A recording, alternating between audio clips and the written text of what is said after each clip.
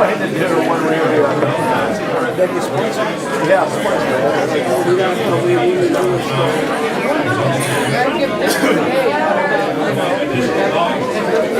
We can't hear you. And the volume will probably be good. Down in front. Sorry, we can't see back there. Is the volume okay now? No. The volume is better. All right. So my name is Zach Credit, I'm the county supervisor for the area. I wanted to thank everybody for coming out. We can't hear you. A smaller space. We can't hear you. can't hear. Louder. More trouble. All right, so anyway, this is more treble. Nice. We'll get a stage 2 next time. Well, anyway, sorry that the space is so packed, although I think it's actually a really good sign for community engagement on this specific project. As I said, my name is Zach Friend, I'm the county supervisor for this area. And is there a way to kill the music?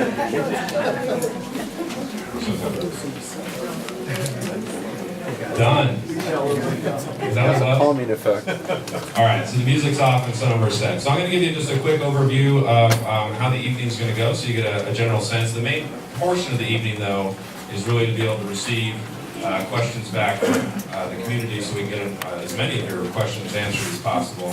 We will also try and stay for just a few minutes afterward for people that maybe didn't feel like they had their question addressed so we can get some one-on-ones. I want to thank also the Rio Sands that's donating this space tonight, so I really appreciate them for doing that. We have members of the SoCal Creek Water District here tonight. We have members of county staff. We have members from the development. And so there should be, the breadth of questions should be able to be addressed tonight.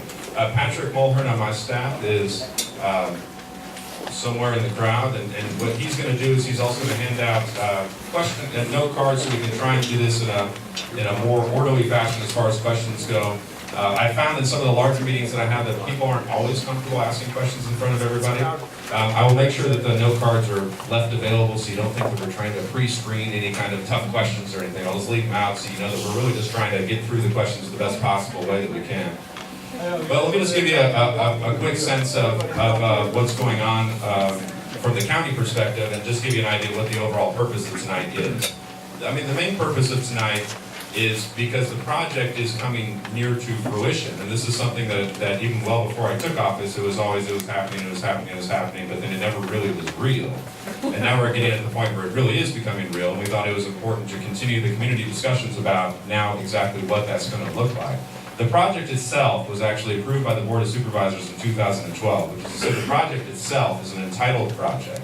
So the purpose of tonight isn't to have a discussion about whether the project is good or bad per se. I mean, I have a sense that based on at least the 100 or so emails I got in the last week, I have a pretty good sense that people aren't necessarily, that at least the people that wrote me don't necessarily love the project. But that's not really, I'm not here to convince you whether to like the project or not like the project. The actual project itself is an entitled project, which I think is an important thing to recognize.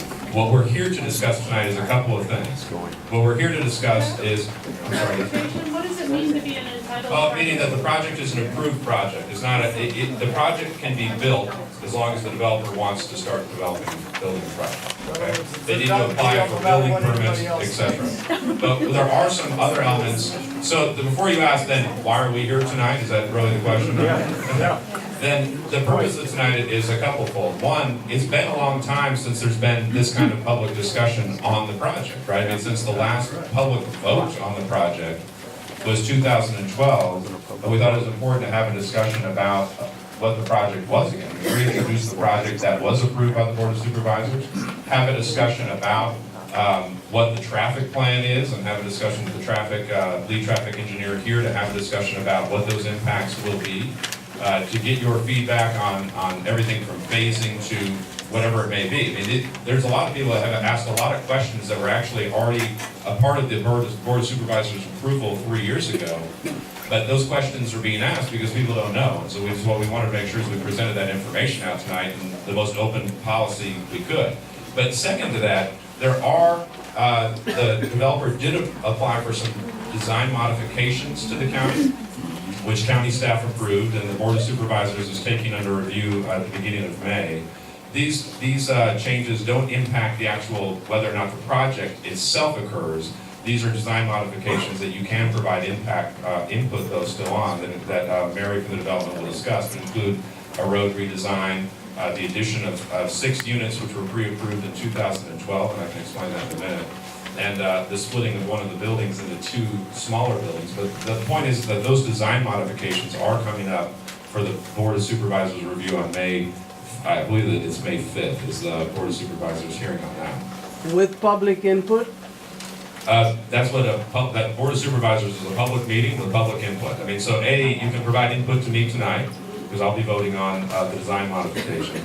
But 2, you can come to the county supervisor, or you can write a letter, or you can come to the Board of Supervisors meeting on May 5th and express your thoughts specifically on the design modification. So I think that a lot of people want to express their opinion on the overall project, and you have every First Amendment right to do that, but I'm just trying to explain to you that actually has been a settled deal. And I know that can sometimes be difficult for people, you know, to hear that they wanted to provide input on the actual project. The actual project in itself, as I said, was an approved project by the board in 2012. I think it's important that we start instead on the discussion of what will happen during construction, what will those impacts be, how can we communicate to make people's life, especially those that live back behind it, during construction, less miserable, because I'm not going to say that construction doesn't have impacts, we have to be honest about it, the road impacts, etc. during construction.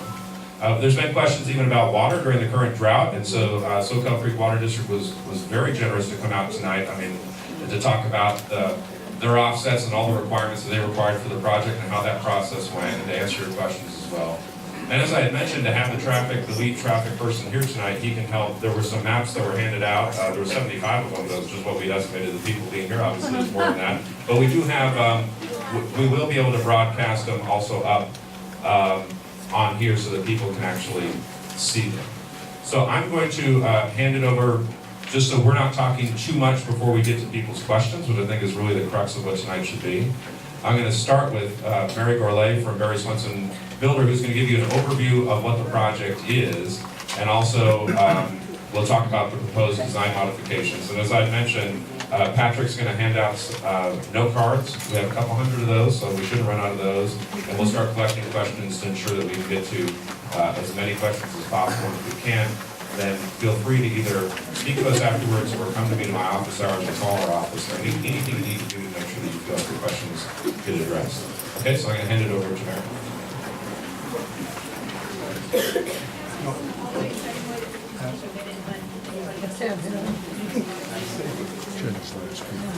If people want to try it.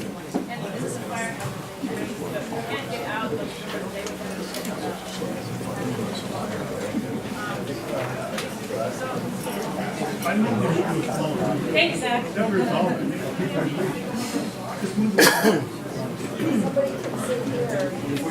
Before we get started, ladies and gentlemen, if you can move in a little bit more so others can get in, please. There's some areas, so if you guys can make your way on. You guys at the door, just make a little way so they can get in, please. You have some standing area. I know it's limited.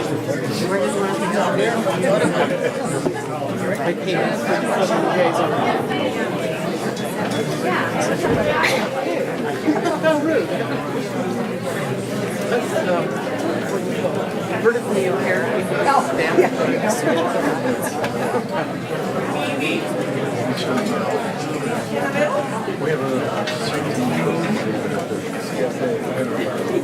Okay, thank you. I'd like to also extend my gratitude for everyone taking time out of their Louder, please. If everyone could get settled, thank you very much for your time this evening, and I appreciate your willingness to come out and learn about the project, about where we are today, and also to express your questions and your comments on the project.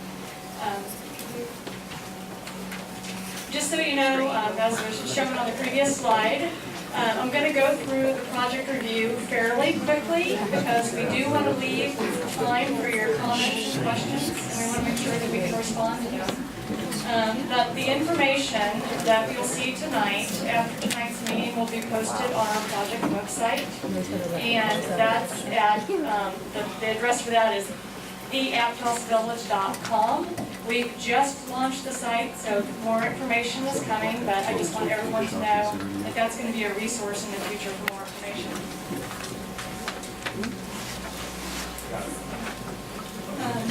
Okay, as Zach mentioned, basically the project, the Aptos Village Plan was approved in 2010, and this was, so basically the county envisioned this area to be much more than a project. It was meant to be pedestrian friendly, keeping with character with what's existing at Aptos right now, low structures, 1, 2, 3 stories max, and then it was going to be pedestrian focused and provide the civic heart of Aptos. Previous proposals came and went, and they wanted more out of this area, so it started with a general plan study and with county planning, and basically it evolved to the plan that you see today. So Aptos Village Plan, which is the Bidwell line, was approved in 2010, and that did include over 20 community meetings and workshops. After that, we targeted our application for the development PV to adhere to the vision of the county and the planning department as well. So in 2012, we got our plan development permit approved, as I mentioned, unanimously. And actually, we see approved twice. We have Aptos Village Plan and the development. So I'm going to go a little bit more quickly, but just to reiterate, it was envisioned to be mixed use with half commercial, half residential, 75,000 square foot max on the commercial side, and then on top of that to have a transition zone for homes between the existing neighborhoods and the new town center. So it was done with great sensitivity and care when it comes to architecture and within the existing village of Aptos. Okay, also, as I mentioned, we currently have a level 4 design permit that's in. It has been approved by planning, and there has been one appeal that's been twice. Basically, Zach is correct in stating that these are options that we are exercising that were previously approved in the permit. And so if you're previously approved, why do we need to have a permit?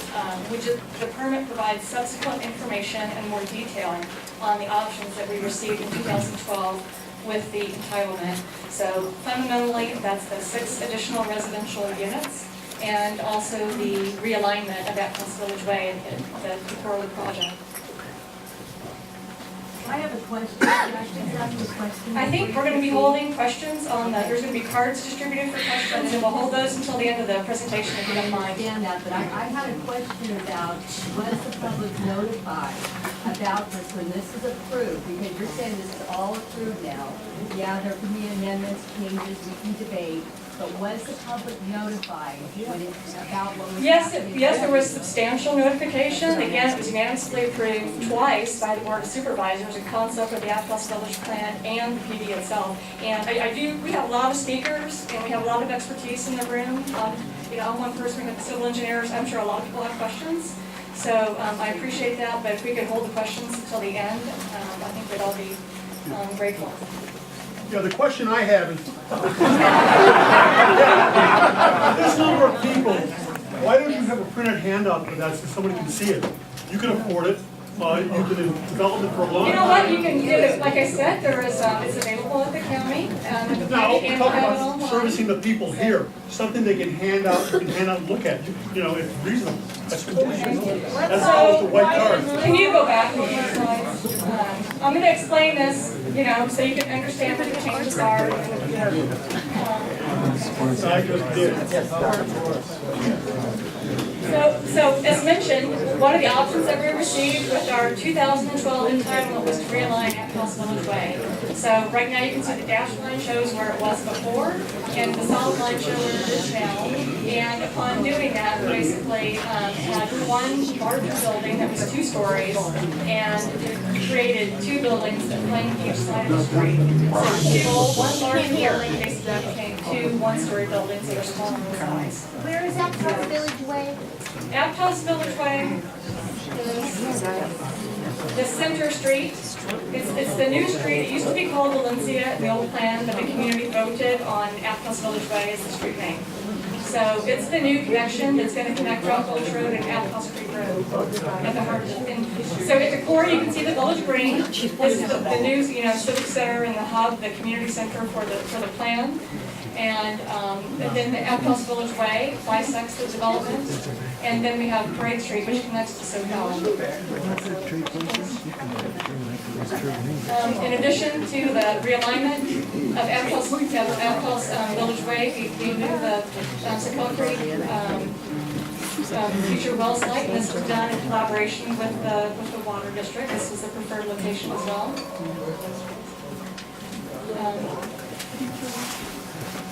There was a minor modification at the park, and for the park boundary, we did purchase a parcel that's going to be dedicated for a future county park. We're not going to design the park, that's going to be part of the public process that will be coming down the way, but as soon as that's dedicated, there will be a future county park. And as part of the boundary adjustment, we're including 5 to 6 more parking spaces available for folks before they head to Nicey Mark State Park. Are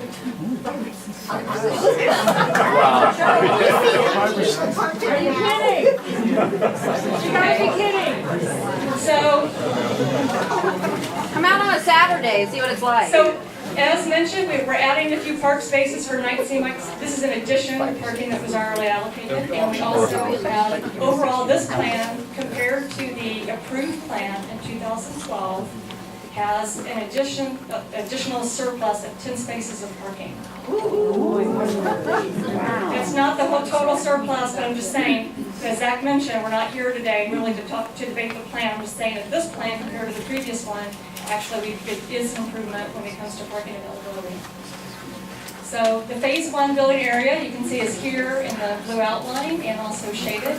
It does include the area of the village green, and it includes the space for the community grocer and the uses immediately adjacent to the village green. We wanted to make sure that the space for the community was in phase 1 and that was available.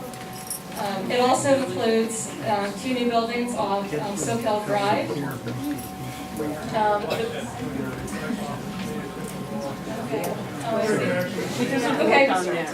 So the buildings around the village green, the 2 buildings along Chalk Gulch Road, the residential units that will be located on Granite Way, and the 2 buildings on SoCal.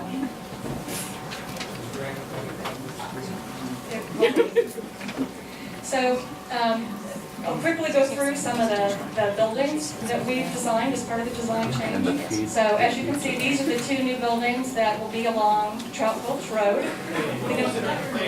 Okay, I'll stop using a laser pointer. I do apologize. I'm trying to just make sure it's clear, what we're highlighting. So the 2 buildings are shown in orange, and again, this was created because of the realignment of Aptos Village Way, and it's replacing 1 2-story building. So there were comments about this during the planning commission that they felt that it was provide a nice gateway into the project area. There has been careful study with in regard to visibility and both along Trout Gulch Road and also to the apple barn itself, as that's relocated. So. Certainly it was approved and actually thought as a preferred option. You can see that the building picks up on architectural clues from existing architecture in Aptos, utilizing porches, gabled roofs, and wood siding and other materials that would be in keeping with the existing village character.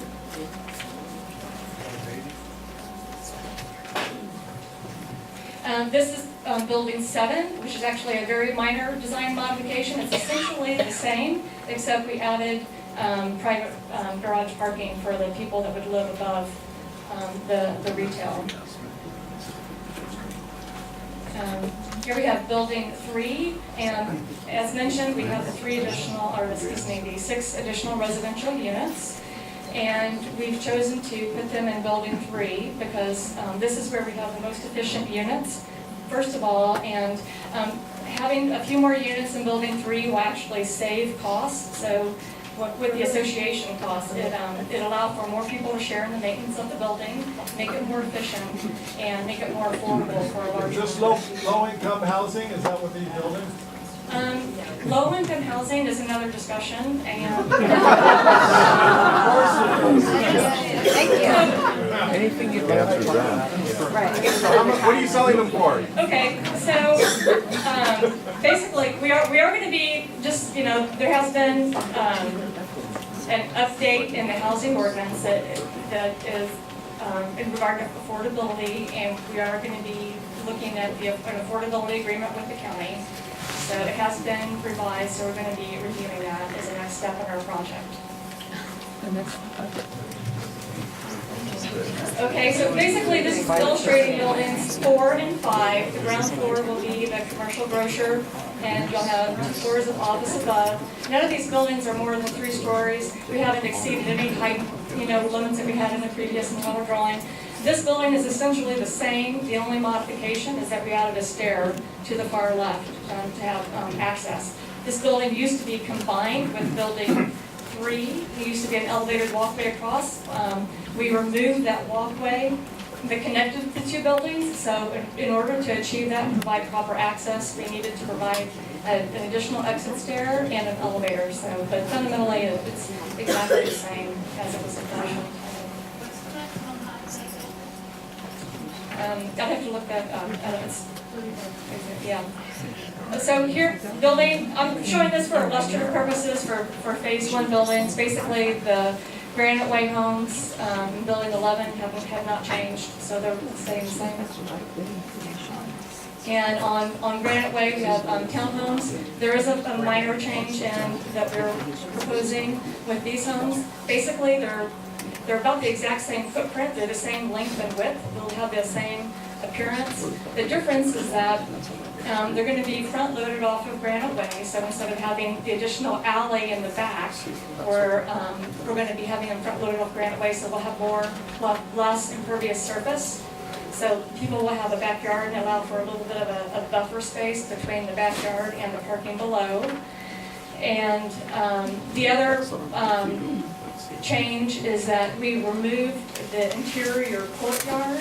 The homes had an interior courtyard, and again, in consideration of future maintenance for the homeowners that might buy here, we wanted to decrease that cost and make it more affordable and just decrease the maintenance obligations.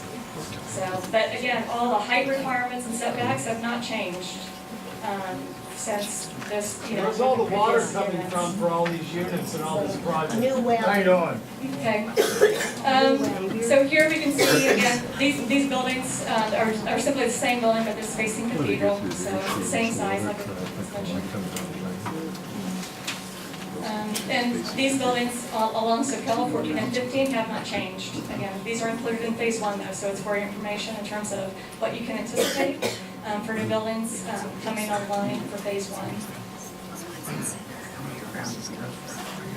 Okay, notes on water conservation. We did receive a will serve for our water. So one of the reasons for that is we spent nearly 10 years saving water throughout the district. And there's someone here from Soquel Creek that's going to talk about water offsets and how that works.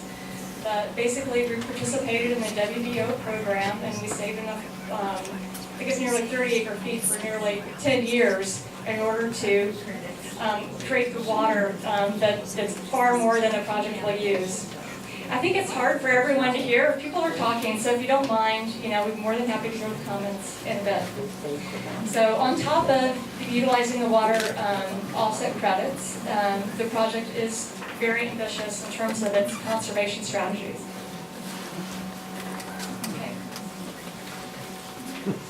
Okay, for strategies for interior water conservation, we're going to be going with the platinum rating that the district has. So we're going to be utilizing high efficiency fixtures. And in addition to all of the high efficiency fixtures, we will be installing and providing every homeowner with a washing machine that has a 4.5 water factor or less. And so that's more than the GE Energy efficiency. It's a very water conserving washer.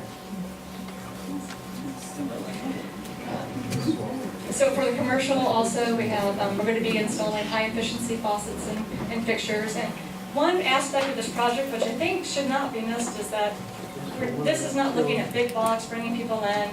This project is designed for local business. A lot of the shops are going to be 1,300 square feet. The people that are interested in being here are local, they're in the county. They understand they need to conserve, and they have good business practices, and they've illustrated that in other locations. So I think we would have looked at some of our potential tenants and their water use in other areas are below what would be expected for that category of water use. So I think it's a responsible development project.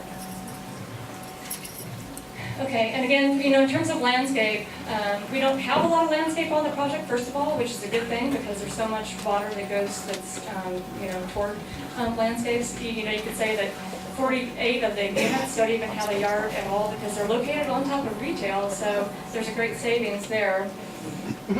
But where we do have landscape, they're going to be utilized in bioswales and rain gardens and in essential areas where we are utilizing the landscape not only to beautify things, but also to cleanse the water, to filter it, and have other environmental advantages. So obviously, we're going to be utilizing good technology when it comes to irrigation and weather controllers, and also the village green. The highest water use arguably is in lawn, so we've decided that we're going to have artificial turf there for the village green area. I think that'll work quite well. At this point in time, it's going to go through some of the low-impact development strategies for stormwater, and I'd like to turn it over to our civil engineer, David Ramsey. I believe I have a much louder voice than her, so hopefully you guys can all hear me. So, as Mary said, we used many of the low-impact development or best management practices to design the storm drain system for the site. It's a fairly involved, but yet low-profile system. It consists of roadside rain gardens, which the way they're designed is with through curb drains, so there will be curb cuts in the drain. The water will run down the pavement and into these rain garden style planters, which then below that is a large stone trench to take that water, detain it, retain it, promote groundwater infiltration, or release it off-site at a pre-development rate. So similar to the rain gardens, there's bioswales. The bioswales are located on the south end of Granite Way. Again, the whole south end of Granite Way will be lined with what we refer to a bioswale. It will have the plantings, the soil mixture, that all is approved and accepted by the State Water Board for infiltration and detention. So on site, the drainage will be mitigated through numerous different areas of pervious pavement or pervious pavers. And you can see that in the blue. Most of the parking stalls will be pervious pavement with the same style stone trench beneath it to promote that groundwater infiltration. Also on site, there are numerous rain gardens within the large parking area where the grocer will be, and those will also filter water, clean it. Again, all this water, the intent is to get that water into the ground as best as possible, and when it will not infiltrate, it will stay on site and be metered out at what we consider pre-development rate. There are also what we call Darcy columns. They're shown in the red circles on the plan there, and these are basically vertical French drains that will get the water. The soils out here tend to be clayey, so the Darcy columns are designed to push the water down below that clay layer, get it into the sandy soil, and get it back into the groundwater for groundwater recharge. With this design, right now there's no stormwater mitigation out there, no stormwater treatment. It's a dirt site, so there's really no treatment to the waters going to Aptos Creek and Valencia Creek. And so with this design, the intent is to treat that water as best as possible before it enters our neighboring creeks. So that's the quick overview of the drainage system. I think I'm going to go through the. Okay. The phasing of the project. So the initial phase of this project is going to take part up on Granite Way. To get the development really starting going, the initial task will be to realign Granite Way to relocate the apple barn. The first step is to get the roads and infrastructure in for the site. But to do that, we need to relocate the apple barn as it sits pretty much across slope of the Aptos Village Way interchange at Trout Gulch. So to build Aptos Village Way, we need to relocate the apple barn. To relocate the apple barn, we need to realign Granite Way. So the first step will be Granite Way. And then we'll grade out the pad for the apple barn, which you see there in yellow. And then after that, we will be able to construct the rest of Granite Way and all the road infrastructure and sidewalks, as well as the road infrastructure, meaning utilities and sidewalks for Parade and Aptos Village Way.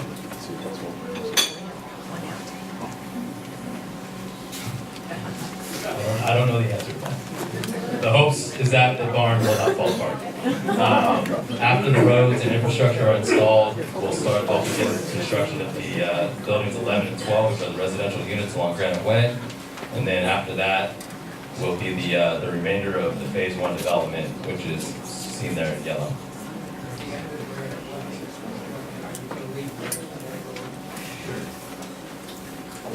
Granite Way will be improved all the way up through Village Drive, up to the existing residence on the top there.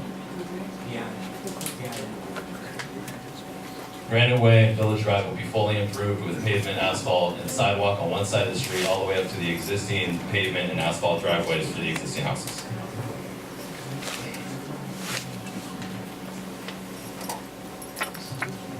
We're going to turn it over to, if he can get through the crowd, Ron Tunkin from Soquel Creek Water District, who will give you one last overview of the Soquel Creek Water District actual approvals and the requirements that they have on the water demand offset program. Then we're going to hand it to our traffic engineer. Then we're going to take the second half of this evening just for your questions. So this is Ron Tunkin from Soquel Creek Water District. So I know our board would love to have this kind of engagement at our meetings. Can't hear you. I know our board would love to have this kind of engagement at our meetings. It's great to see everybody. I'm Ron Duncan. I'm the Conservation Customer Service Manager of the Soquel Creek Water District. This is Dr. Bruce Jaffe. He's our board of directors. So we're going to give you a quick perspective from the Soquel Creek Water District.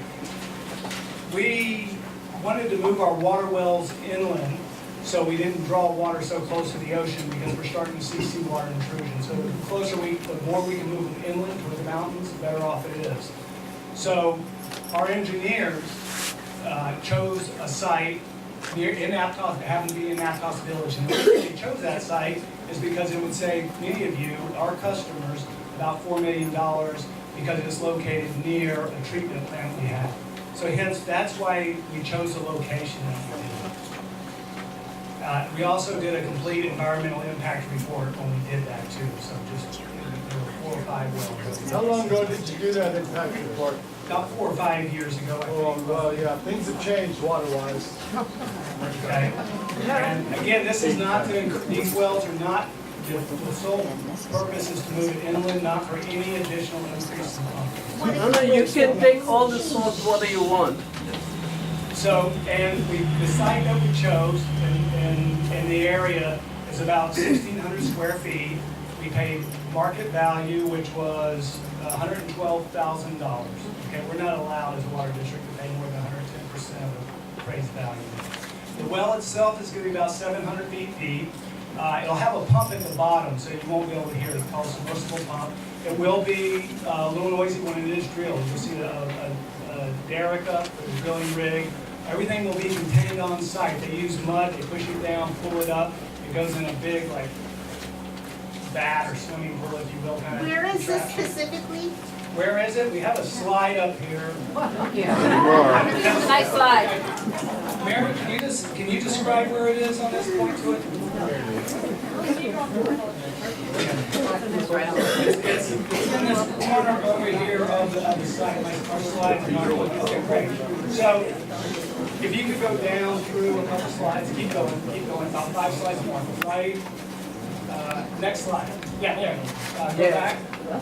So, the well site is right here. These are hard to see, but at 1,600 square feet on a corner in the whatever section of this area, is this north? Across from the post office, if that resonates. That's a big section. People with trouble. It's your entire development.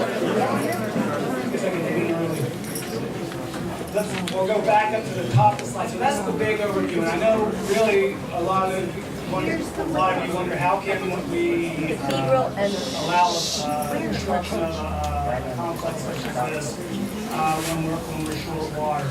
And back in 2003, go back to the very second slide, please. Bingo, thank you, hold it there. So what our board decided was that they would allow development to continue, but to not make the water situation worse and maybe even slightly enhance it. Every new development since 2003 has had to offset its water use. And we'll get to what that means in a second. I'll show you the process because I bet that's important to you. What it means in today's terms is for every gallon we estimate they'll use, they have to offset 2 gallons. So 200% of what they're estimated to use. So it's a very, very transparent process. This is our web page, and it's just the beginning of what you can go on there and see every form we use. Every form is there, and then it gets put into board packets also that are on our website when they're signed, and we check the boxes. So as far as process goes, here's what it looks like. Next slide. Yeah, so I'm sure you can read this from the back. Yeah, we can see it real clear. The whole intent of this is just to show you we have these forms. They're very, check the box for whatever, these are all different types of developments, residential, office, dentist, auto sales, bank. And we calculated statistically, we actually took it from another water agency, how much water use these type of entities use. And we check the box and that sort of thing. Next slide, please. This is just a little zoom up of that in case you couldn't see it. So the process is there, how much they use, it goes through, and then there's another whole bunch of forms like this that shows how much credit they get when they take an action such as replace a toilet or that sort of Who thing. makes up these numbers? They came from Santa Barbara. They were updated in San Luis Obispo, and then my team has updated them several times. They were statistically derived based on looking at maybe like 50, 60, 70 entities, certain commercial entities, taking the average number. So that's how they were derived. 70 and So the next slide, please. So this is, out of those forms and out of that process come these numbers right here. And what this slide shows, and this was done just recently by my team, for the stores, they're going to be that many square footage. Here's the water demand offset factor. That's when we see WDO. And then what's the offset amount? So you can see it in acre feet there. Bunch of type of stores or apartments, how many are the square footage, what the offset factor is, do the calculation, and you get that number at the bottom there, which is 25 acre feet. An acre foot, that's lingo we use, I'll convert it to gallons in a minute, is a football field, 1 acre, 1 foot deep in water. I love the term because it's very visual. So that's how much this complex is estimated to use each year. So a football field, 25 feet deep in water. They do, they've been updated. So next slide, please. So what remember that was a 25 acre foot number roughly. Here's how they did their offsets. So they got a will serve letter in 2004 and 2007 to 10. They got I'm going to round 30 acre feet and offsets. That's 9.7 million gallons through commercial and residential fixtures. They actually went out and replaced a heck of a lot of toilets, urinals, that sort of thing. A whole lot. And then they also did the Rispin Mansion, and that fell through. So they were allowed to use those credits, and that's right here, the 6.3, transfer those credits to the project. Now, if the Rispin ever gets built, they have no credits for that. So they couldn't go back and use these credits. And then in this bullet item here, they did additional approximately 7 acre feet or 2.3 million gallons. They we changed our program. No longer do the developers have to go out and do it. They can actually purchase the credits when we do projects. This offset money that we collected from them is going to retrofit schools right now. So, what it hasn't been approved. No, that money is not missing. There are no projects. And just a reminder, we're trying to hold questions. Projects have, we've gone to every school, we had an intern do it, go through every school, identify the fixtures to be replaced. That was calculated, how much water savings, and then we give the money to the schools to do it. So, yeah, it's very difficult. So, that's it in a real nutshell. Am I missing anything? Who is they?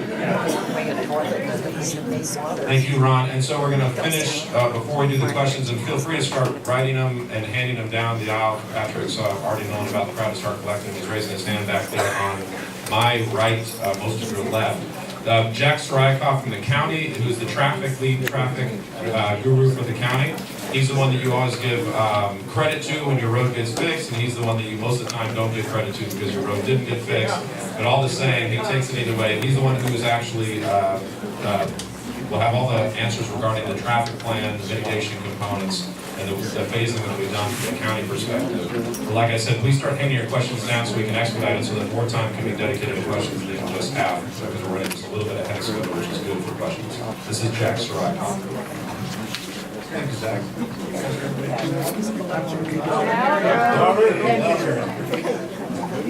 Hold the mic closer to your mouth. I will. Thanks.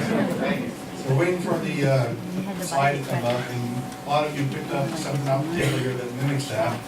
Except for on the copy I gave you guys, it has phase 1 and phase 2 on it. So I'd like to talk about phase 1 and phase 2. Phase 1 is going to be construction of the Trout Gulch Road improvements from Soquel Drive to Valencia, and includes returns there at Aptos Street and new railroad crossing at Trout Gulch Road. The reason why we're doing phase 1 is Trout Gulch Road had a quicker application process through the California PUC, Public Utilities Commission, which is in charge of railroad crossings. So that was like a 3 or 4 month process. The other 2 crossings at Aptos Creek Road and Parade Street, that takes a little over a year to get through that process.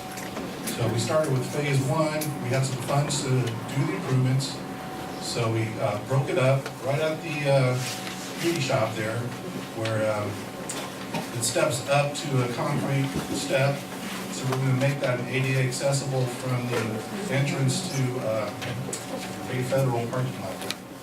So we'll have ADA access there, we'll have a new signal at Trout Gulch Road and Soquel Drive, include the left turn lane on Soquel Drive to get into the parking lot. And we'll also include a pedestrian crossing opposite of where it is now across Soquel Drive, because we had some offsets that we had to meet on the corner of Trout Gulch and Soquel. We were too close to the railroad tracks, and the feds would allow us to get like 8 feet. So we were closer than that, so we pushed the crossing to the other side. And that also is closer to the bus turnout. So the bus turnout that's now between Aptos Creek Road and Trout Gulch is being moved down across from the bus stop that's in front of the Bay Federal building. So the area where the bus stop is moving from, that'll be part of phase 2, and that will provide the parking that's there now will remain, although be slightly modified because we are putting a left turn lane in there for Parade Street. So the improvements on Trout Gulch Road, we're redoing, taking out all the curb gutter and sidewalk on the east side, replacing that with brand new curb gutter and sidewalk. And then on the west side, we're providing ADA access up to Trout Gulch Crossing. It's a very high elevated sidewalk there, putting a handrail across there so people don't fall off the street. And then as we get down to the dry cleaner, we're doing an ADA ramp through there as well. So all those improvements are part of this phase 1 project. It will include bike lanes on Trout Gulch and a separate right turn lane coming down Trout Gulch, as well as a through into the parking lot and left turn on Soquel. And then phase 2 will include Parade Street crossing That is currently still in the PUC process. We're looking for approval within the next couple of months. The Aptos Creek Road will get a new signal as well.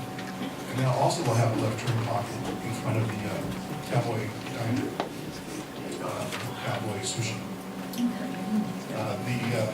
One of the last things we're going to do as part of our overall engineered plan is to do a signal coordination plan.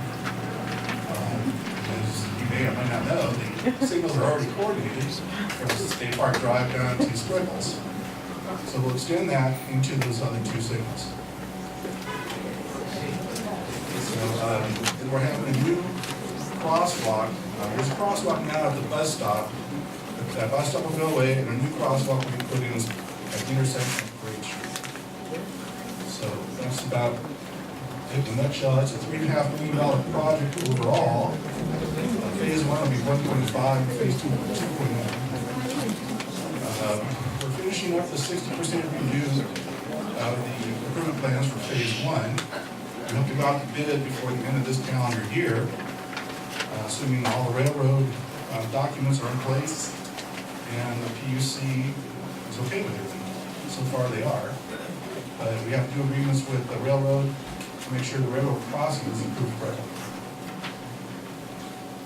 All right, so we're going to go into questions now, which is great. The first question is actually traffic related, just because it was just handed to me. But please hand it to Patrick, and we're going to get as many as we can. If we can't get to your question tonight, like I said, some of us are going to stay after to try and take some of your questions. If we still can't get to your questions, I think one of the things we can try and do is incorporate some of these into the FAQs that are actually on the website, so we can actually just have them up for everybody to also see. So the first question that was just handed to me was, is there any possibility that that wasn't for effect, the lights, I think somebody just knocked them off on this side. But is there any possibility that there will be breaks in construction to give residents a breather with the traffic nightmare that will occur in construction? That's one of the first questions. The reason I wanted Jack here is because that first was a traffic question. Now, Ron, also, I don't know where you might could come up with some of these questions. I'm sure going to be on water, that'd be great. That's a good question.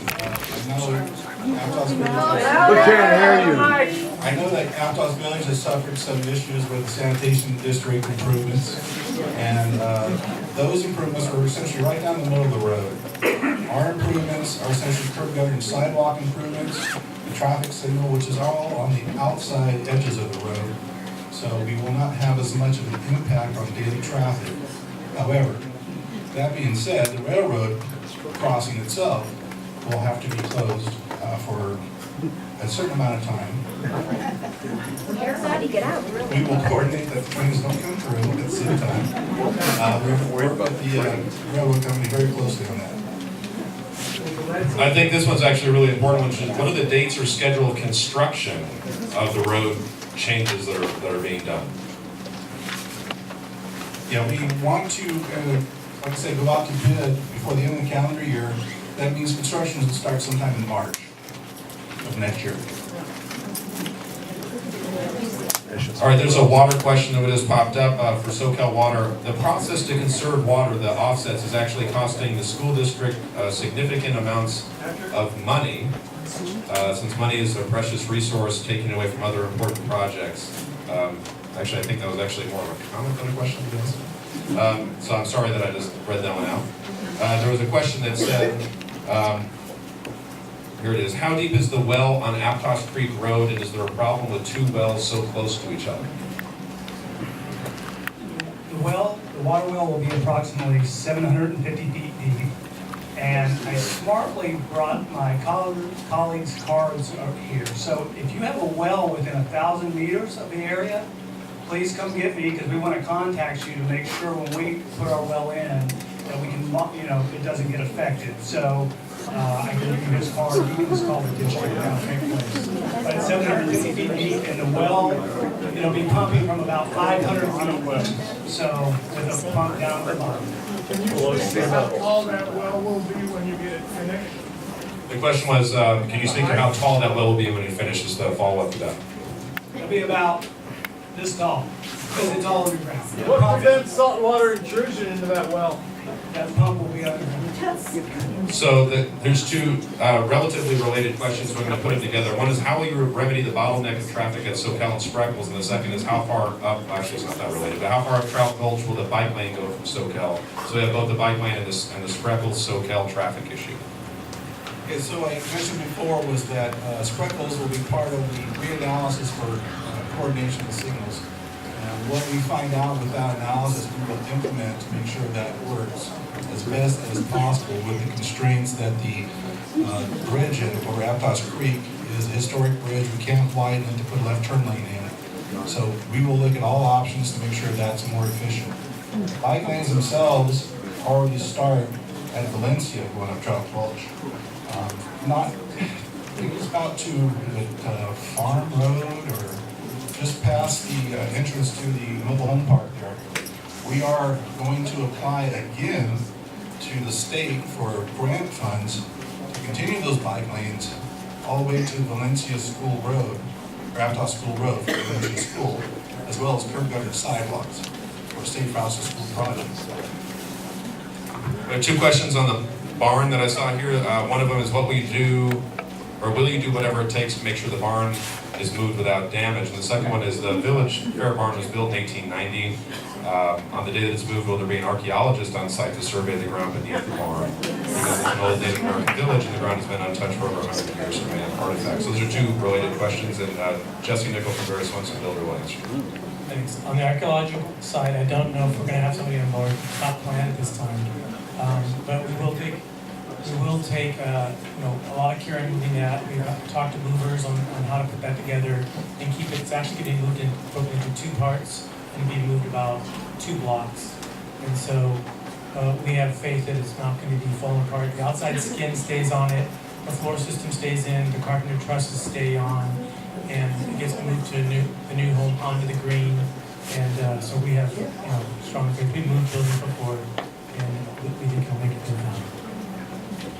This next question is both for myself and for Jack. It says, how far apart will the stoplights be from State Park to Trout Gulch? And then the other thing, and I can tell what this person's getting at, how often does the Board of Supervisor members drive SoCal Drive?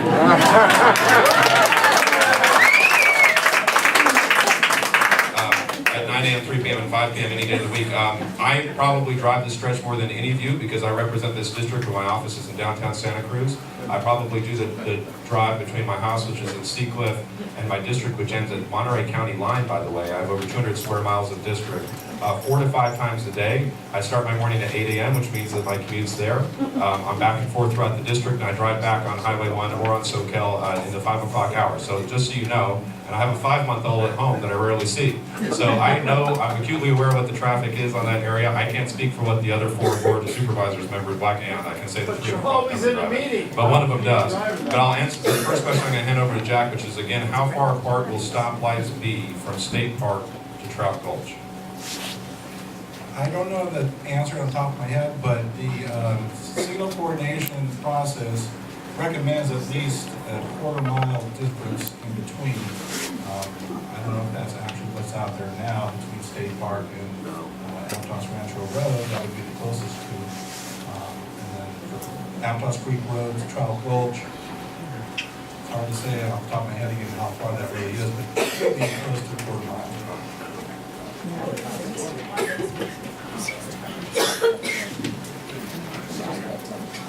How long will the dirt lot parking outside of Nicene Marks be available?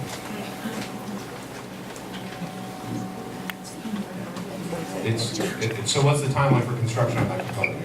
Probably, I'd say we put the fences up late summer. We'll probably leave some room there for Nicene marking for the runners and the bicycle people. Hasn't been determined yet, but I'd probably say that the fence would go around most of the site late summer. Where will Granite Way exit onto if Cathedral What Impact Study has been done?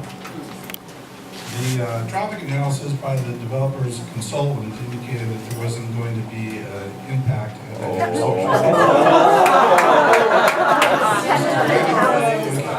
This is based on traffic engineer analysis, and When was that done? I know there's concerns about sight distance there. I've talked it over with the consultants working on the plans, and the improvement plans will show that there will not be an issue with sight distance there. And the left turn, there's no need for a left turn pocket, the traffic there is minimal. And Brandon and Glenn will dead end into Village Drive, so we'll just come back out. No study. This is a multi-part question for the Water District, Dr. Jaffe. Will the new well belong to Soquel Creek Water District, and will gray water from housing be recirculated to landscape areas? The first one is very easy to answer. Yes, it will belong to the Soquel Creek Water District. Yes, the well will belong to the Soquel Creek Water District. And the second part, Ron, The gray water question will be up to the homeowners whether they want to do gray water or not. The question from the side is there an extra cost if they want to do that? Yes, for gray water. These are 3 questions on Nicene Marks, so I'm just going to group them together. How will Nicene Marks park users' parking be accommodated? Where is the parking for weekend Nicene Marks users? And will there be available parking outside of Nicene Marks? I know you actually kind of touched on that, but Mary, do you want to answer this? It's not impacted at all. Yes, basically, the previous plan had parking spaces allocated along Aptos Creek Road, and as mentioned, we're going to be increasing that count for additional parking along Aptos Creek Road. And also, there was a surplus of parking throughout the village, and people could park anywhere in the village and utilize that space for going to Nicene Marks. But How many spaces are you there's special parking, I think it's 17 spaces or so, they're going to be allocated for people to go specifically to Nicene Marks, and we don't count that towards our project parking criteria. How many self-parking? Yeah. I think it's 4 7. Could you repeat the question? The question was, how many total parking spaces? All right, just in case, I know not everybody can necessarily, and this is outside of the park. We have 469 that are for the project, and again, that doesn't include all the spaces that I just mentioned for Nicene Marks, so there'll be additional spaces on top of that. How many of those will be restricted to just residents and grocery store parking? How many of those will be restricted just to residents and grocery store parking? And just, we're trying to get through a lot of these other questions, but we'll just take that one. A lot of the residential parking is going to be on the ground floor and back of the retail, so you don't see it in the site plan, but there's private garages in back of the retail. So that's the majority of residential parking when in the town center. There are going to be a few dedicated spots for residential parking, and on top of that, but it's minor. I don't know the number off the top of my head. I can get it for you, but I'm guessing maybe 20 or something like that. So on top of that, for the grocery store parking, nobody can just explicitly, we want the parking to be utilized by everybody. And we've been talking with the potential tenant, and we're looking at having maybe 45-minute parking restrictions at the grocery store at one bay, for instance. So this is a true mixed-use village, and we want to keep the parking open. The idea is that you get out and you park your car, and you have a variety of places to shop. But so right now there's not exclusive use, but we're looking at time limitations to make sure that people don't park there all day. These are on traffic, and we've got a couple more on water, and there's a lot coming in. We're trying to do what we can get through. Can you talk about how your traffic study works and how the increased traffic doesn't constitute an environmental impact? Is there an estimate of how far up Gulch traffic will back up when the project is complete? Part 2, this is actually a second person's question, is will there be 2 lanes on Trout Gulch towards Soquel Drive? Let me take that second one first. The 2 lanes, like I said, there will be a right turn lane on Trout Gulch, and then there will be a separate through shared left turn on Trout Gulch. And in the other direction, there'll be 1 northbound lane. So there'll be 3-lane cross-section almost all the way back to Valencia. So there won't be any parking on Trout Gulch, but there will be bike lanes. The other part about the environmental and the impacts, the analysis of the traffic study included proposed improvements that would reduce the impacts of the traffic to an acceptable level of service at the intersections. And those particular particular improvements included traffic signals and left turn lanes. And those are what's providing the environmental review that went through to not go to environmental impact report, as it was mitigated. I don't know how far back the queue will go on Trout Gulch Road, but it shouldn't be as bad as it is today. The traffic signal, of course, constant moving to the stop sign, but people will have to stop and wait for the green light, so that will cause somewhat of a queue, but it'll clear sooner because everybody can go at once. Sure. This is a question for SoCal Creek. The offsets were approved before Governor Brown's requirements for water conservation. Shouldn't the water use for this project be reassessed in light of Governor Brown's requirements?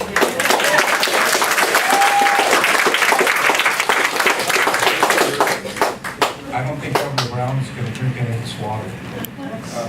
Seriously though, can you hear me? Oh, that's better. SoCal Creek's water, although the name is SoCal Creek, comes all from groundwater. A lot of what's driving Governor Brown's actions is surface water. Although in the Central Valley there are groundwater problems, huge groundwater problems. So these offsets, they're not perfect. We've talked at board meetings many times about how to make them better and whether it's worth the effort, because it's never going to be perfect.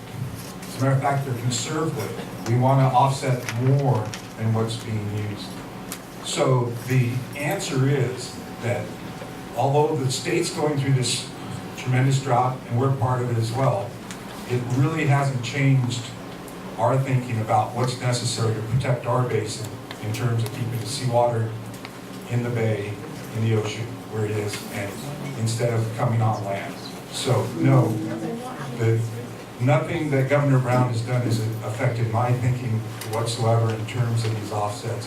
This program isn't perfect, but it buys us some time, and we're looking for supplemental water supply, recycled water, potentially desal, although it's not at the top of the list, water transfers with Santa Cruz, and most of all, people are changing their water use. And I want to thank everyone for doing that, because that's buying us time so we don't have the seawater come in and destroy our production costs. Thank you, Dr. Jaffe. So the next question is actually pretty basic, which is what is the time frame for phase one? Sorry that we didn't actually directly address that. So Mary, do you want to address the time frame for phase one?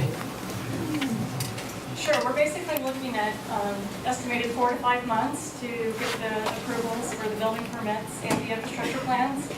And in terms of construction, it'd take an estimated 18 months to complete most of the infrastructure completed, we believe, in a year, and then another 6 months for some of the buildings. Would you be willing to delay construction until they get supplemental water source?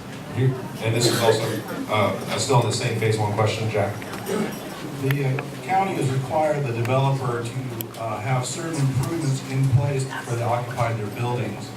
And their phase one and our phase one is coordinated to make sure that the occupancy can occur with just the improvements at Trout Gulch Road. So the phase two will come later for us, and the phase one that we're working on now will be approved prior to them occupying their buildings. How many square feet are in each of the residential units that are planned? Well, there's many different types of units. There's a lot of flexibility. So the smaller units, the one bedrooms are about 730 square feet. So they're significantly smaller than your average household size and Aptos. And it goes from that. They're very efficient. We actually have built a project similar to this in Santa Cruz, and the people that are buying the units are looking to downsize. They get older people and they get young professionals, and so they provide a lot of flexibility. And then we go to the other spectrum with the townhomes on Granite Way. With the largest, we have just 6 of these, but we have the largest homes, which would be around 2,000 square feet. Are there any buildings taller or as tall as the Bayview Hotel? And if so, how many? We have 2 buildings that are 3 stories, and they are not, they do not exceed the height of the Bayview Hotel. When was the most recent traffic study conducted and what hours were monitored? Let me start by saying we did our first traffic analysis back in 2002. That was subsequently updated quite a bit over the years. In 2009, before the Aptos Village Plan was approved by the board, we accepted a study then. And then as the developer went through different calculations of what phasing to accomplish, we looked at those particular phasings. So the counts are fairly old, but we know that the changes in the volumes out there is not significant. We went through a downturn in the economy, so those traffic volumes actually went down in some areas. So we're conservative with estimating the approved projects on top of the existing traffic, and then on top of that you put the project, and then for the cumulative phase, it's built out of the general plan at a certain percentage of 1.2% per year average. Oh, the time frame to park wasn't answered yet. Well, we always look at AMP, PMP, and then the actual counts on the road for hours. And for the analysis that we did in 2002, the AMP was not a significant factor for any improvements needed that were not required as part of the PMP. So the PMP was all that was required to be reviewed for this particular development. Is Aptos Creek Road? There were 935 cars at the Cathedral Trout Gulch intersection between 7 a.m. and 8:15 a.m. And as he said, they did a count for 24 hours, which was done as part of that. So is Aptos Creek Road a county road or owned by state parks? If state parks owns it, has Aptos Village Project gotten approval from the state check? The county had several dedications done through there. State Park owned part of it, the county owned part of it, and then the development there on the corner was Aptos Station owned part of it. We went through and were able to get state parks to provide us their easements and right-of-way as well as Aptos Station. So the county has the right-of-way in hand to maintain that road, but we will only maintain up past the signal and the county park entrances. The rest will be part of the development and state parks. Have you allocated spaces for garbage dumpsters in the development? Yes, we have. There are spaces for that, for the few outside bins that we have. The current buildings that we're designing actually handle a lot of the trash within the structure, so you're not going to see it from the public standpoint. And what is going to be done to avoid vendor deliveries in the early morning hours? That we'll have to consider. I don't have an answer for that at this point in time. And we should put that up on the site then as an FAQ so we can make sure that actually does get answered. That we got 3 of those, so. What is the plan for the apple barn if it cannot withstand the drastic move?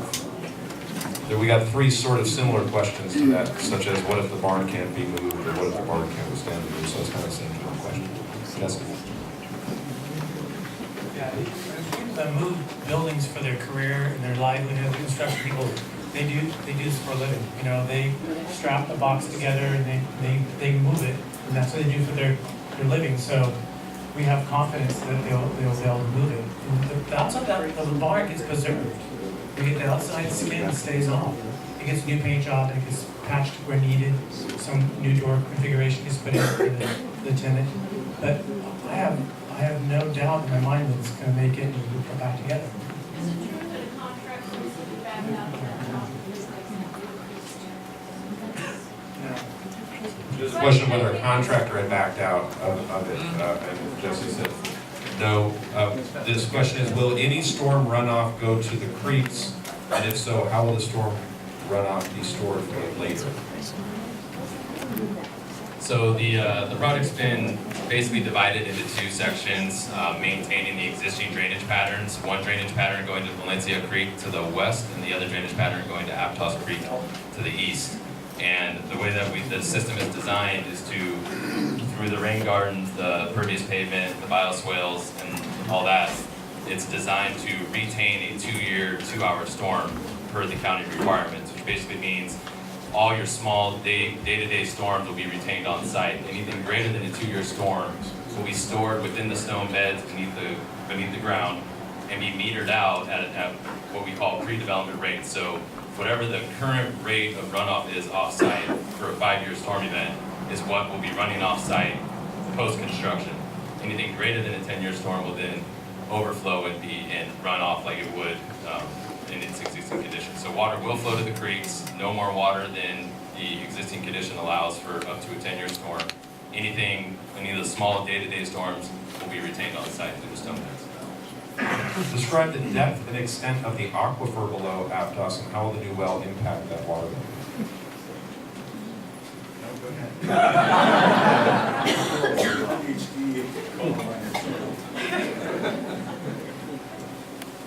The original aquifer looks like a layered cake. And so there's a clay layer, there's a sandy layer, kind of rocky, and it goes like that down, multiple layers, 7 layers. And we're going to be pumping from about 500 feet below land surface. So, and what that means, those different layers, as water comes down, as soon as it hits one of those clay layers, it goes horizontal usually. So the recharge for that down, where we're pumping, actually comes from way up in the mountains, if that makes sense. So how many feet of head of water will you have? What, repeat that? How many feet head of water will you have? We'll drill down to 700 feet. I don't know the depth of the water, the depth of water in the well. We'll have pumps set around 500 probably, approximately. If there's head on the water, it may come up higher. We'll have to see what that actually happens when we drill it. It's getting kind of technical. If you're drawing water from the surrounding hills and your homeowners as well as go dry, what's the plan? Yeah, that's a great question. Yeah. That's why I brought my colleagues' cards here in my jacket. Seriously, what we do, we're very sensitive to that. And I think that's what made our EIR partly very successful for this, our environmental impact report, and we take that seriously. We actually will monitor your well for free and make sure there's no significant impact to it. That's what we do. Anywhere within, I think it's 1,000 meters, and if you think it may go out further, let's enter that discussion. We want you to come to us. That's why I got our engineer's card, so we can contact you and set that up. We're doing it now for many wells. We will be responsible after now, and in the agreements we have, we supply those. We say we'll supply those people water. There's about 7 that say basically the exact same thing, so I'm going to just read the top one, which I think really says it all. Traffic's already a nightmare in the morning and evening. What are you doing to mitigate the traffic jams? There's a lot of questions here that say traffic's difficult with the bridge, traffic's difficult on Soquel, traffic's difficult, et cetera, et cetera. So just Jack's going to reiterate the component of the signalization and stuff to discuss the traffic component, but there's about 7 here. That's a very good question. I did forget to mention that as part of the development, phase 1, they will be connecting Trout Gulch Road to Aptos Creek Road. And then when Parade Street Railroad Crossing gets improved, that'll provide another outlet for Trout Gulch Road traffic. So essentially you have 1, maybe 2 outlets if you use Aptos Street, but 1 now on Trout Gulch Road coming down Trout Gulch. You'll be able to peel off and use those other 2 outlets. That will help at least the interior area of Trout Gulch Road to Aptos Creek Road to take the traffic. Soquel Drive will have traffic signals, so those again will be coordinated, and the mitigations will take effect. The only problem is pedestrian crossings. If they decide to push a button and cross, that will have a delay to the crossings. There's a question here just asking about emergency evacuation, and unfortunately I didn't think to ask any public safety people to be here tonight, so I don't mind having that be a question that we put up on the site. I will say though that at least the sheriff's office had written letters of support in favor of the traffic changes, the road changes. But that was the previous sheriff. I haven't had any kind of updated conversation with either the fire department or the sheriff's office, but I can commit to getting an answer for that, to put up on the frequently asked questions about that kind of component. Here was the question. Will the developer be required to have a system to collect rain runoff from roofs, the parking lots, driveways, and streets in some kind of percolation pit to channel that water into the aquifer and not out to the sea? This is David Ramsey again. So all the roof drains from the buildings are directed via surface runoff. They'll discharge at grade and surface runoff to the rain gardens or the pervious pavement within the parking stalls or to other drainage features that will then get that water into the ground via those stone beds for retention, detention, as I discussed earlier.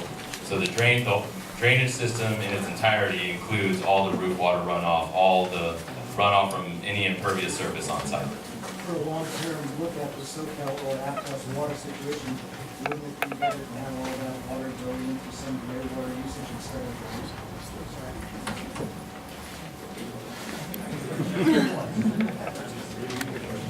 The question is, wouldn't it be better to capture that water, put it in the tank versus go in the ground? Is that correct? Put it in gray water use. Yeah, put it in gray water use. And that's a great question. The problem is when it rains and you collect that water off the roof, you're going to need huge tanks. And so that's the nut of it. It doesn't make sense. We penciled it out in every which way. So the opposite does. If you don't use that water and it goes into groundwater, you don't get to offset all the demands that we keep having on our water system. Okay. I'm still trying to get through. I'm trying to respect the fact that so many people wrote so many questions. This question is, will Aptos get a new bridge at SoCal and Spreckles? The answer to that is no. I mean, at least not in the current plan. As you know, even just with the rail crossing going above, it would take an entire reconfiguration there in order to allow that to happen. It's not that it's something that hasn't been explored. It's not something that's in the current iteration. This is a question that I've definitely heard in the last month or two, which is this says the majority of Aptos residents don't want this project. At this time, can it be delayed? I'll say this actually, I hear from a lot of people, and I wouldn't actually argue necessarily the majority don't want this project. I hear from a lot of people, right? How about a show of I hands? think that there are a lot of people that actually like it either way. I tend to find, but it's a fair question. The question is, can it be delayed? As I mentioned, I started off, the project's actually been approved as far as by the county's perspective, the Board of Supervisors' perspective in 2012. So it's really in the hands of the developer for applying for the actual building permit component as far as the timeline goes. The county has a timeline of doing those road improvements. The county wants to do the road improvements irrespective of whether or not the development occurs because there needs to be work done through there to improve the traffic situation. You can't even et take cetera. care of this area down here with the road improvements. So, You built a roundabout that nobody wanted. Thank you. And you spent $400,000 doing it. That was approved in another supervisory. As we're moving forward to actually answer this question, Yeah. so the answer is, could it be delayed? There's nothing that the county specifically could do as far as delaying the project. It's an approved project. It's totally on the hands of the actual developer when they actually apply for it. However, there is an appeal to the actual modification component, and that approval will take place on May 5th or not. But all that is the actual modification that Mary had spoken about. So is there a mechanism for actual delay? That mechanism isn't from the governmental side. I mean, it's really within the hands of whether or not the developer actually applies for a building permit. So the answer Will you delay, please, the construction to help us all with our water problem? Just a delay, please. Will you?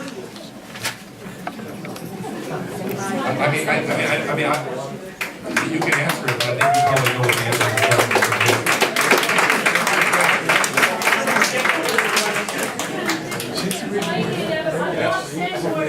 I'd have to say it's been a long journey. For me, I've been on this for 12 years, and I'm a builder. I love to build, and so it's I think it's time for us to get going on this project.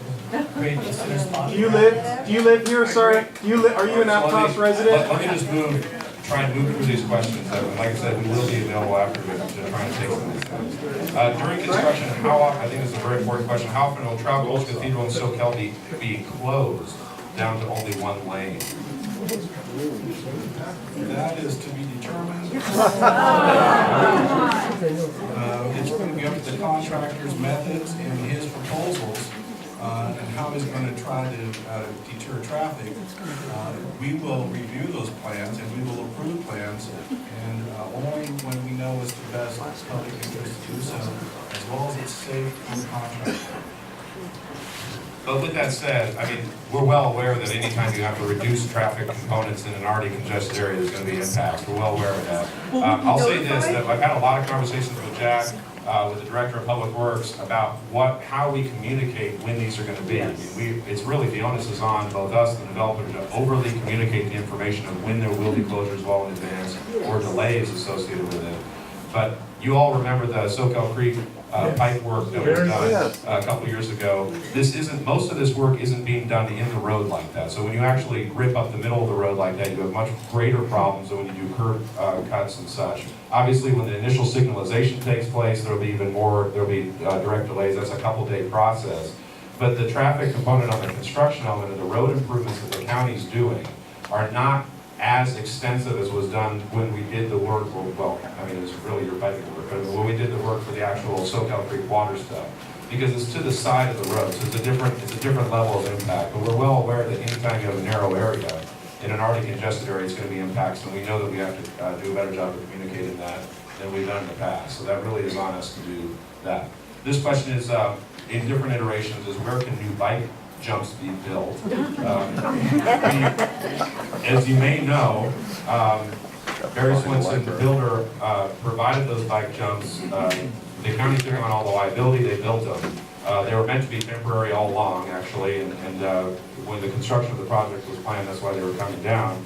But over the last year, I've been working with members of the bike community trying to find another location. But let me take a step and explain to you that we don't even have bathrooms in the polo grounds, right? Which should give you a clue about the funding of our county park system as far as whether or not there's the ability to just simply build a new park exclusively for bike jumps.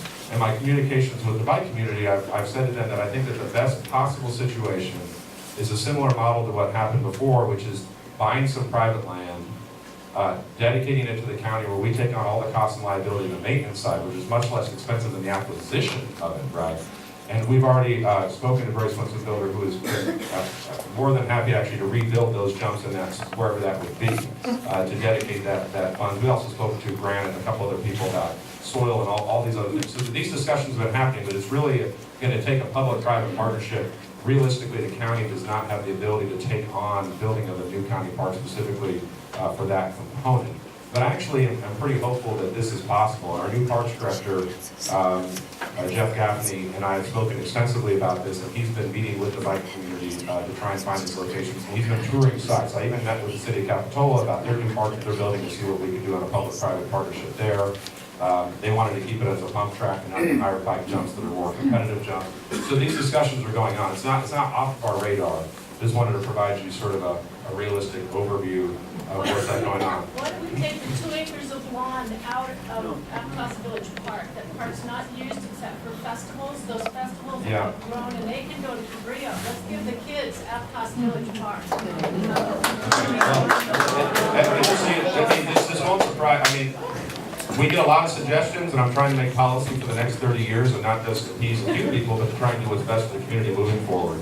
We have a lot of people with a lot of interests, and the bike community is not representative of the entire community. It's still, though an outlet, it's still an important thing, but so too are skate parks, so too are parks that people can just walk around, so too are top lots, et cetera, et cetera. There's a lot of needs. A lot of them are unmet. And I'm being direct with you. I can come up here and say it's my top priority and I'm going to get it done tomorrow, but then I would just be like any other elected official lying to you. What I'm trying to do is actually give you the reality of the situation, which is that the county doesn't have the funding needed to maintain its current parks, right? So we're not going to build a new park just for bike jumps. We're trying to do a public-private partnership. I think that's the best model moving forward in a lot of these things. I know it's an important component for the county. I just know that so too are making sure the kids actually have a place to pee at the polo grounds, which they currently can't do. So is the development or developer or county paying for the road improvements? That's actually a multifaceted answer to that. The developer pays in lieu fees that pay for part of it, and the Regional Transportation Commission has paid for part of it, and the county's paying for part of it. Some of the money is state, some of the money is private from the developer, and some of the money is county related, although actually the least portion of the actual county component of that. One of the question asked about property values, I actually do not have a realtor's license, I'm sorry, I actually can't answer that whether it'll go up or down. I just want to make sure that you guys are feeling like you're getting all these questions that are here. The building shown in the architect's drawing near Trout Gulch intersection is not the Bayview Hotel. What is planned for the Bayview? That will be up to the owners of the Bayview Hotel. We're not gonna have any impact to Bayview Hotel or their property. Mayor, you were commenting about the affordable housing fee. You might relook at that. More on that? I just real briefly, there was actually an earlier question about affordable housing, and this is a follow-up to it. It's kind of this is not an affordable housing development, that is to say, it's not like this isn't a public-private partnership with, say, a nonprofit like Aptos Blue was, or the McGregor Searage development was. But all new county development requires a certain percentage of units to be affordable. At the time that the development was approved, that number was actually higher than the county currently requires. And so the question about the extent of the affordable housing, at the time that it was approved, it was 40%, I believe. That number has actually been reduced down to 15%, in part because of actually state law changes that have required, that said that the 40%, it's a long story, but it's a long, I actually wrote an entire article about this just a month ago for the Aptos Times to kind of explain it. But there was a state law change that actually requires, based on a matrix, that it be a nexus component in your local community, and our community shows 15% as that number, so the Board of Supervisors adopted that along with some other things. So functionally, other than affordable by design, because the number of the units I believe are about 700 square feet, so that's a much smaller than a lot of units here. It would have been, so first home kind of situation of people downsizing, 15% would be the number that the county would be requiring moving forward should they seek to have that match with our current requirements. But it's not, there was a question in the back, and I think it was implying that it's a full affordable housing development. That's not what this is. What happens if you start building and the water goes dry? Wrong.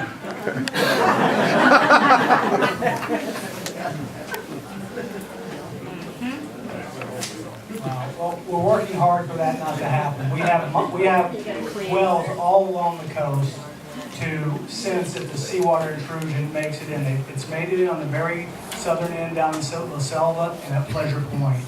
And we have a plan called Conservation Plus, and we have a couple of them that will require further reductions in water use for everybody, regardless of whether this causes it, if what goes on. But right now, as Dr. Drafty said, the residences have reduced about 20–25% over the last year. So we're near the mark that we'd like to achieve for long-term what we're pulling out of the basin. So, you know, again, kudos to y'all. So we've made ground in the last year. The problem is not wells going dry here, it's wells going salty. And we have like Ron said, there's a ring of wells that are the sentries that tell us whether seawater's come in or not. And in this part of the basin, it has not come in. It's coming in the Romas area a bit and over by Pleasure Point. So we would do everything we possibly could to keep the seawater out. But the seawater's in, at least in 2 places, so what are you doing about that, and what are you doing? Like, you didn't answer the question. The question was, what happens if the water goes salty? If you don't want to address what happens if the well goes dry, what happens? Yeah, so if, instead of the well going dry, as the water level lowers, the sea comes in under the aquifer, and it's happened in many places around the world, and we are acutely aware of that. That is it ruins the aquifer for everybody, the future generations. And it has happened. It's happened down south. But we not only have the water demand offset, we've got multiple programs to minimize that as we find a supplemental supply. That's what we're trying to do. Barry Swinson, what they were required to do was offset 2 times what they're projected to use.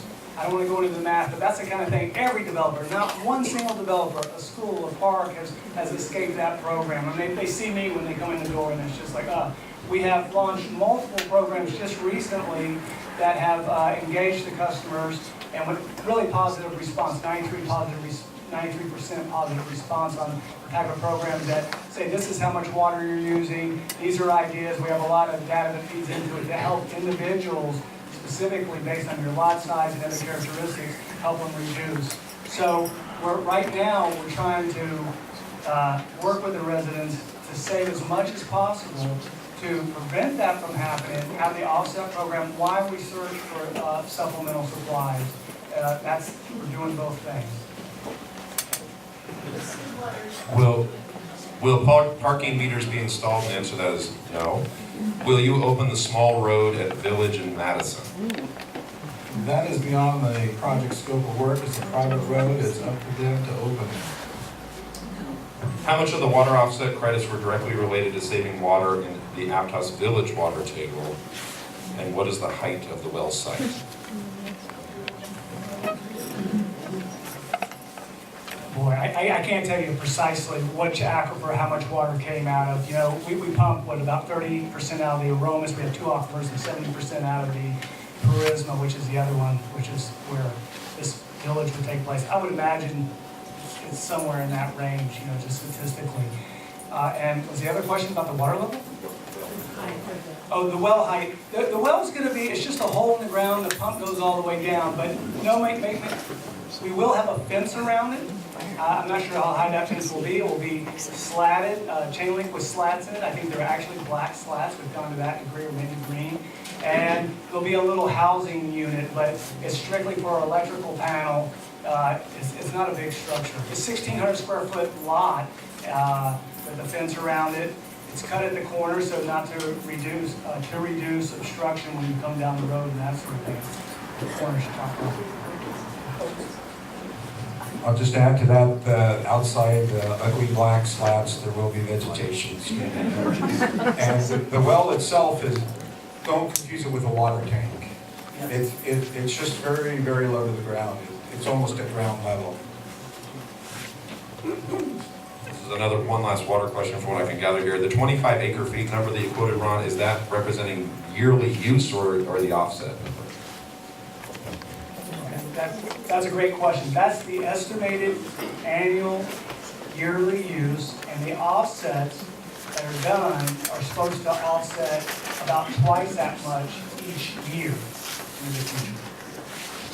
To put things in perspective, the total water use since we've gone down 20 to 25% is at about 3,500 acre feet a year.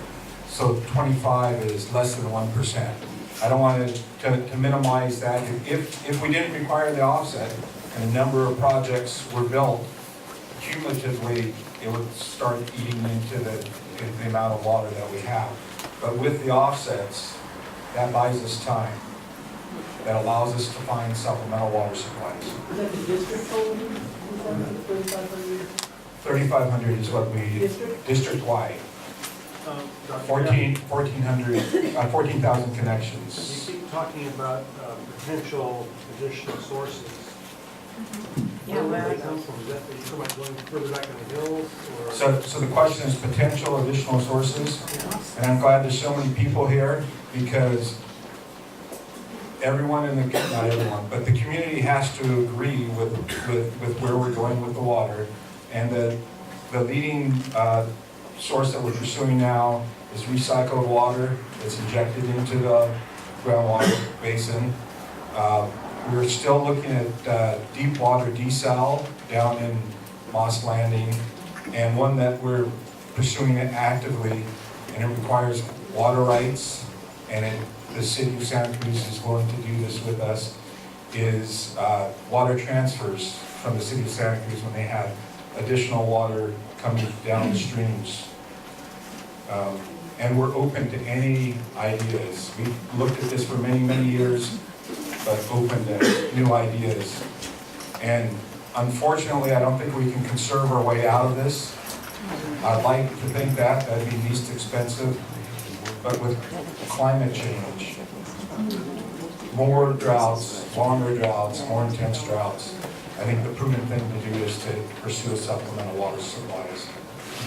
Can I add one thing to that? So we pump about 60% of the water out of the basin, so we are creating a new group to work with the other entities that pump the other 40% so they can try to achieve the same level of conservation that our customers are, so they don't have to pull the thing. There's multiple questions here about trees, which is, will there be trees removed, what trees will be removed, and one says, do you know that red-tailed hawks nest in some of the redwoods that are by the Bayview Hotel? So the tree question, I'll hand over to Barry Swenson Builder. That also is a good question. I think we're counting them right now, actually. I think there are about 35 or so trees that will be removed. That includes 9 as eucalyptus trees, or 18 eucalyptus and other trees that are not available. We are going to great lengths to save some of the larger oaks that are on the edge, and this includes an oak at Cathedral and Granite. We have an oak at Village Drive, where we're building small retaining walls and going through significant lengths to save those trees. And also trees in the area that's adjacent to the future county park. On the question in terms of the redwood trees in the Bayview, I don't know that we're removing any trees in the Bayview. Well, we're not touching the Bayview property itself, and I'd have to look into that further. There was a question here about fire safety and emergency access for the project and neighborhood. Like I said, I wish I would have one of them here tonight. I don't, but I know who asked that question. I'll make sure that I get that question answered. Sorry, just one more comment on the trees. We're planting well over 100 trees also to replace the trees that are being removed. So Native trees? these are going to be trees appropriate for their use, which is going to be street trees, or it's going to be resilient trees, trees that don't use a lot of water, and trees that are going to be appropriate for each of their settings. So of course we'll be using native trees whenever we can.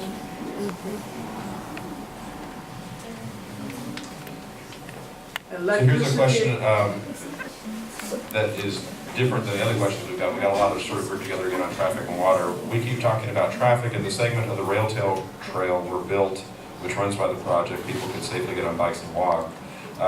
That's true. The Regional Transportation Commission is constructing the first 2 segments of the rail trail in the coming year, which is one in the northern section in Santa Cruz and one is down below in Watsonville area, both which connect to those regional trail networks. The Regional Transportation Commission is also a finalist for a significant grant through the Bureau of Land Management, which would allow for construction north of Santa Cruz, so that whole network would go. This segment down here is something that Patrick and my staff and I have been fighting for, because it's not deemed a high priority segment as far as the Regional Transportation Commission's list. Although I'm well aware, because as I mentioned, I live up in the Seacliff area, how many people already currently use it in both for illicit activities and inappropriate activities. And if it were something that were available from basically State Park all the way through the village, I know kids would commute to school that way, you'd have less graffiti, you'd have a lot less problems. So we're well aware of that. And one of the things that we did was actually create a mechanism through the Community Foundation to allow you to help the construction of a very specific segment to your choosing, and the money would be tax deductible. But that process is just starting. But it is true that if we could get that segment built sooner than later, then it would allow for an even more pedestrian-friendly section to be walked. I really think it needs to go from Seacliff down, because I think that that's where people are going to be coming from. And secondarily, actually, Jack and I have also built into a longer-term county improvement plan, having these sidewalks from here go all the way up Spreckles to Soquel, so that you can have the interconnectivity there. These aren't short-term projects. I mean, some may argue that they could become shorter term than anything else, but I mean, they are things that are built into longer-term funding mechanisms, or things that we recognize interconnectivity in the transportation networks, and we are thinking about it, because there are real issues with kids getting to the elementary school there. That's actually what some of the worst traffic is really actually was associated with the elementary schools. Really kind of a poor initial design of the ingress egress out of that school, and of course that time happens to naturally just match up with commute times, which is about as bad as you can get. So I think that anyway, we're aware of it. Traffic engineers are aware of it, and the Regional Transportation Commission is something I serve on, that we're trying to get funding to help expedite that segment. It's not currently a priority segment. One of these questions is, will any of the residences be vacation rentals? And these are ownership units.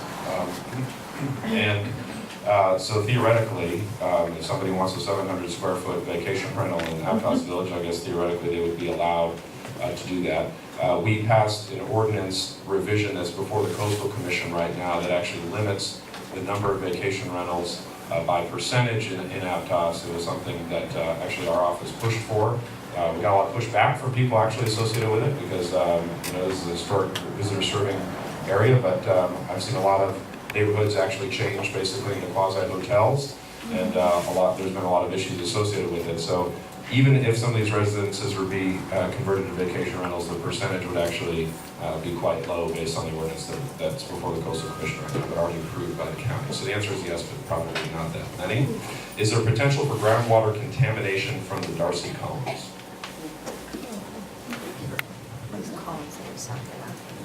So the Darcy columns are very shallow, and the well is going to be taking water, as Lon said, from 500 feet.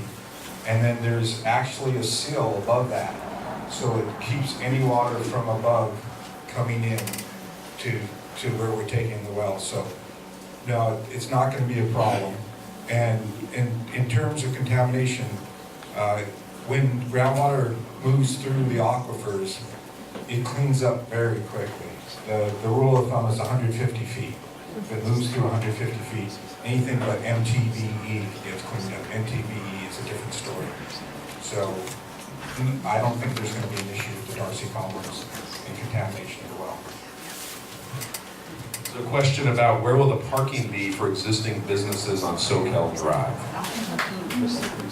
The auto shop that's there near Aptos Creek Road, across the street from Soquel Drive there, Aptos Creek Road, that uses parking now on the street. However, in order to get the left turn lane in there for Aptos Creek Road and be able to get the left turn lane into Parade Street and the sidewalk on that side of the auto repair shop, parking will not start until you get past the auto repair shop. They need access across the sidewalk to get to their doors, to get into the garages. So parking will not start until you get past that open garage door. And then they'll be parking all the way up to where the trash bins are now. Then there'll be a crosswalk there. So in order to have the crosswalk sight distance, we need to remove at least one parking spot there. Otherwise, the parking all along the frontage, the existing businesses will stay. And like I said, the parking near the railroad tracks will stay as well, although that'll be modified slightly because of the need to widen in that direction. Jack, going on with that, we've talked, you and I, about the bike lane along there. If you're gonna allow parking there, we're gonna get a strip line like we put in at Cabrillo. Yes, the issue is with bicyclists, the question was, is there gonna be another shoulder stripe allowed to be put down for automobiles to make sure they understand there's a bike lane there so they can check the rearview mirror before they open the car door and hurt somebody. So yes, you'll get an extra stripe. Will the project have any solar panels associated with it, or solar panels? So currently, we're not planning to build solar panels on the top of the roofs, and the reason for this largely is because they will be owned by associations, and even though there's been a lot of research in single-family construction and ease of permitting and installing and maintaining that for single family, the costs that are incurred by associations are lesser known, and so we are going to be making sure that that each unit is wired for that, so that it can be done in the future, and if the board decides to do it, it'd be easy for them to install. We're going to be designing the roofs structurally to make sure they can accommodate any additional load. And I'm also looking at ways for, particularly the townhomes, to get those to where they can be individually maintained so that each owner can make that election themselves to have solar. So, we have a lot of south-facing roofs. It's an excellent opportunity, and we're going to look at it and see what we can do. Considering that our schools are overflowing with students, what's the plan to accommodate the new students as soon as associated with the project? This says it's both for the county and Swenson, but I'll take it to start, which is, it kind of presupposes that these are large family units. A lot of these are about 700 square foot condos. I don't really see those as being, student really units in that same way. I wouldn't estimate that there's going to be a significant impact on the local schools associated with this development, but do you see something different associated with it, or just by design? So I think that's the best way to answer that. This question is, what was the criteria used to approve the project? And I'll talk a little bit about the process that it went through. It went through, it started, over a decade ago.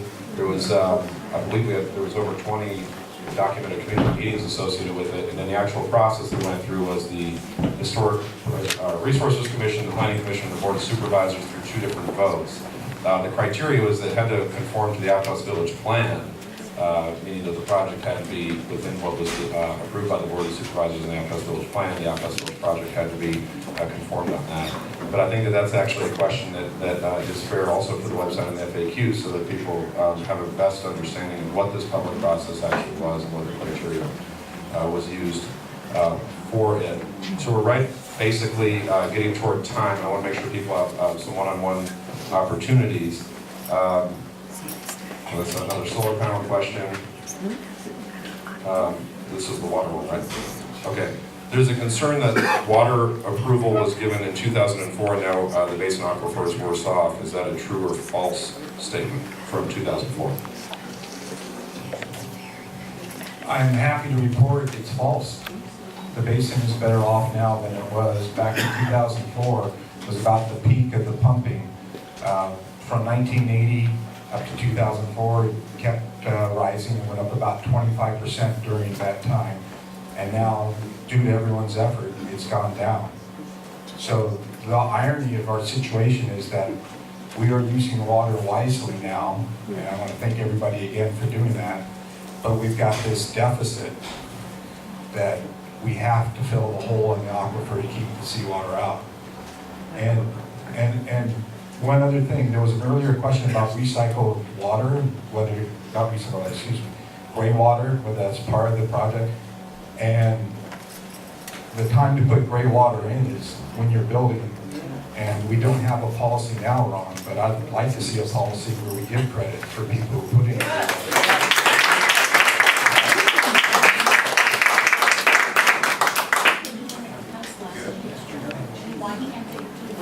We do have a rebate for existing places for rainwater, all of that. Yeah, I'm not so sure about your rebates. Like, we get an on-demand water system, and it's like, oh, that's only limited to like one faucet in your house. And I think that's ridiculous. So we bought one for, upstairs and downstairs. We expected you guys to cover it. You guys didn't cover it. I think that's my car.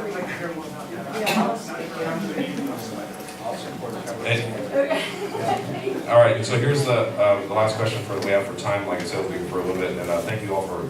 So I hope this has been helpful.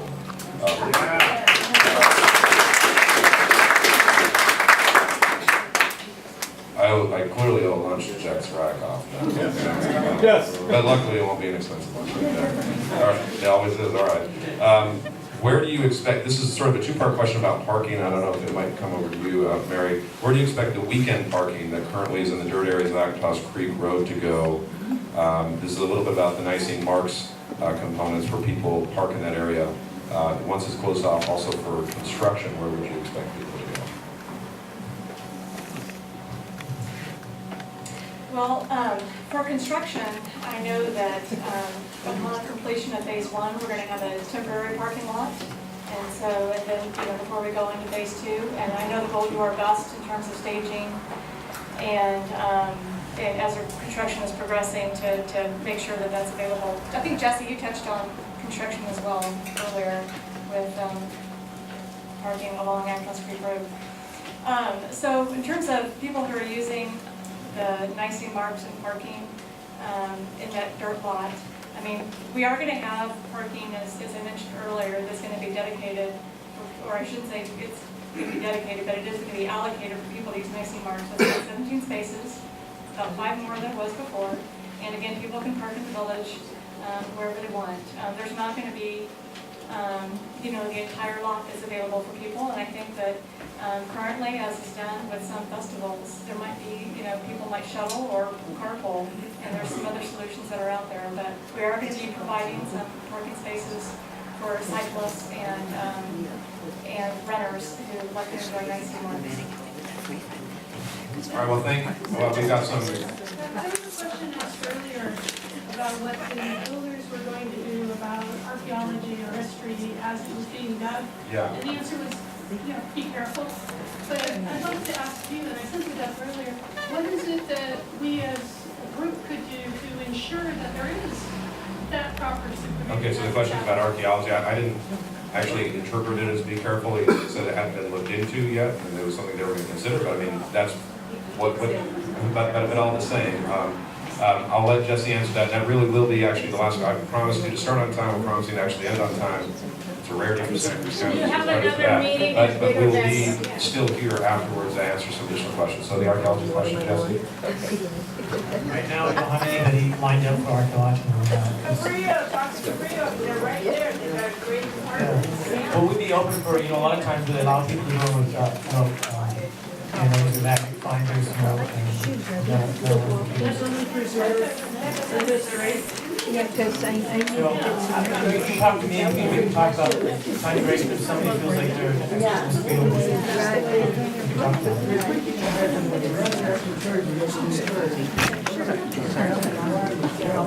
Will there be another meeting in a bigger venue, better publicized?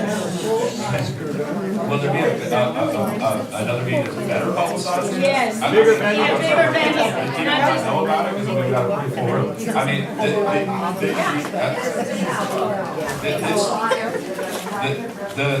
there is another meeting about the actual design modification changes coming to the Board of Supervisors on May 5th. But this was our intended community meeting that was associated with getting these questions answered. There were a few questions that weren't answered that we were hoping to get up on the FAQs. Like I said, I want to get people out of here on time, but I also want to take some time for individual questions. I also have cards. Patrick has cards. Hopefully other people will draw cards so we can get individual questions answered as well. And I'll say this, and I apologize about the size of the venue. We originally had it even at a smaller place at the Community Foundation, and we thought that there would be more people than the Community Foundation could handle. This is double the size of that spot, and although we were right on that, we were wrong on actually the number of people. We'd estimated 100 when all was said, between 75 and 100. There's clearly more than that. So anyway, so I apologize for the inconvenience of that. I mean, it's a good sign in our respects. So thank you guys so much.